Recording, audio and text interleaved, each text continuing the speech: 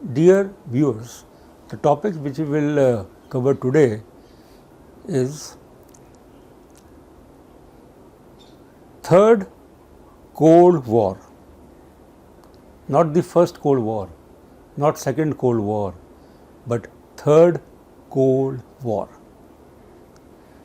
This term, the Third Cold War, is something new. We know about what is Cold War. Basically, it's a situation whereby the adversaries are not involved in armed conflicts, are not involved in a war situation, like a war. It's a psychological warfare, it's a propaganda warfare, it's called as Cold War. And the term Cold War, it got an impetus when Winston Churchill, the former British Prime Minister, in 1947, that is after the end of the Second World War, he gave a famous statement, passed a famous statement, which basically described the beginning of Cold War. And his statement was, from Stettin in the Baltic to Trieste in the Adriatic, an iron curtain has descended across the continent. And he was referring to the fact that almost half of Europe was taken over by the Soviet Union under the control of Red Army, Soviet Army.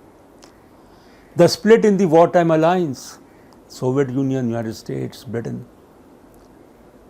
that how the Tehran Conference 1943, how the Yalta Conference, and then certainly after the end of the Cold War, since Nazi Germany was defeated, fascist Italy and Japan were defeated.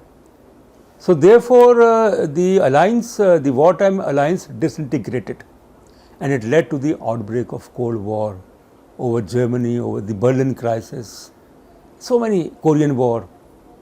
So it was basically an ideological warfare between capitalism and communism, which continued for several decades till the time the Soviet Union disintegrated. But then, the active Cold War was from 1947, because in 1948 there was the Berlin blockade, 1949 when NATO was formed.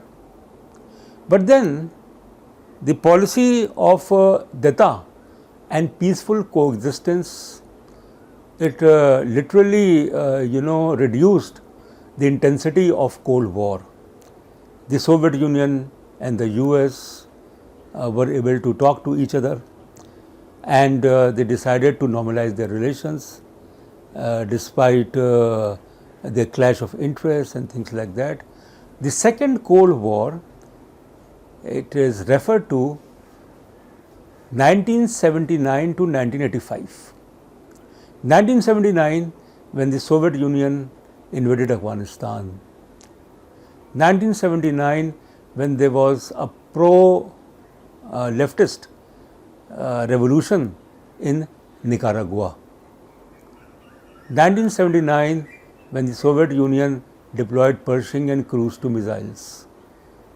Although 1979, the same year when SALT II Strategic Arms Limitation Talks treaty was signed. But then back-to-back events, particularly the Soviet military intervention in Afghanistan, it led to the outbreak of Cold War, 1979 to 1985. Because 1980, when the US and its allies, including Pakistan, boycotted Moscow Olympics, the arms control talks between the US and the Soviet Union were frozen, and the US in a big way augmented its military buildup and began to support the jihadi groups in Afghanistan, and also it began to support military support to the counter-revolutionaries in Nicaragua. Now, so that Cold War, 1979 to 1985, in 1985 it ended when there was a summit between the then US President Ronald Reagan and the Soviet leader Mikhail Gorbachev in Geneva. Like these days, summit was held between the US President Joseph Biden and the Soviet President Vladimir Putin. Putin-Biden summit in Geneva. Likewise, in 1985, there was a summit, there was a breakthrough in US-Soviet relations when Ronald Reagan and Mikhail Gorbachev met in Geneva. And Gorbachev basically was new. He became the Secretary General of Soviet Communist Party in March 1985 after the death of Konstantin Chernenko. So the Cold War, in 1985, it almost ended, and permanently, when there was the collapse of the Berlin Wall, the Soviet disintegration, and the Warsaw Pact, demise of the Warsaw Pact. So that the Cold War phenomena ended.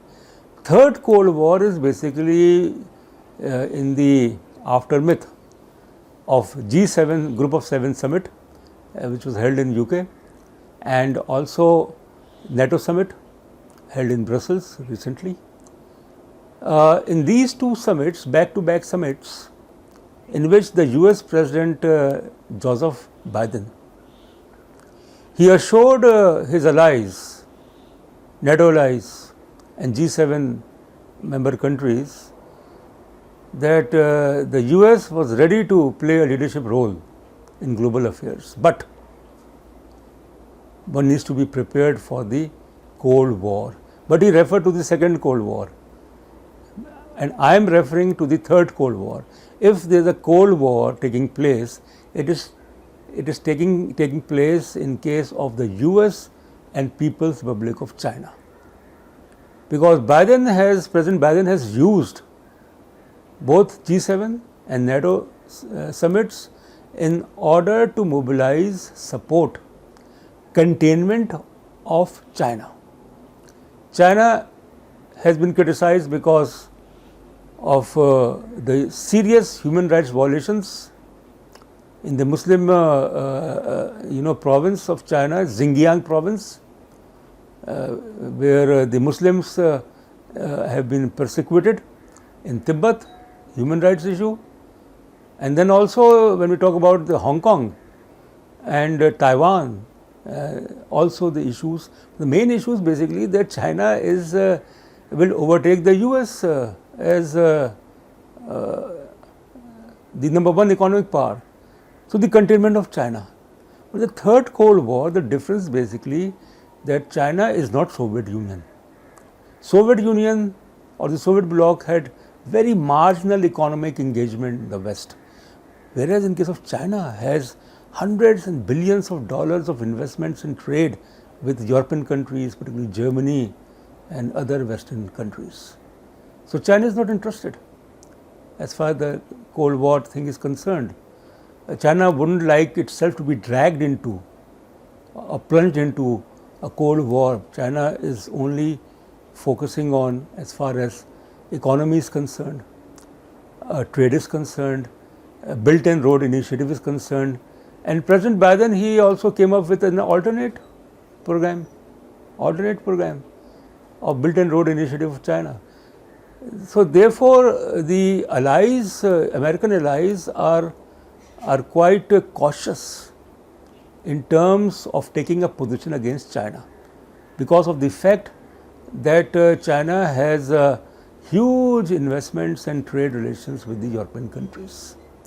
So the third Cold War, even if it is a wishful thinking, even if it is a wish of President Biden to drag China into a Cold War, psychological war, propaganda war, hostility, antagonism, so that China deviates itself as far as the soft power is concerned. China pursues a policy of soft power, aid, trade, technology, diplomacy.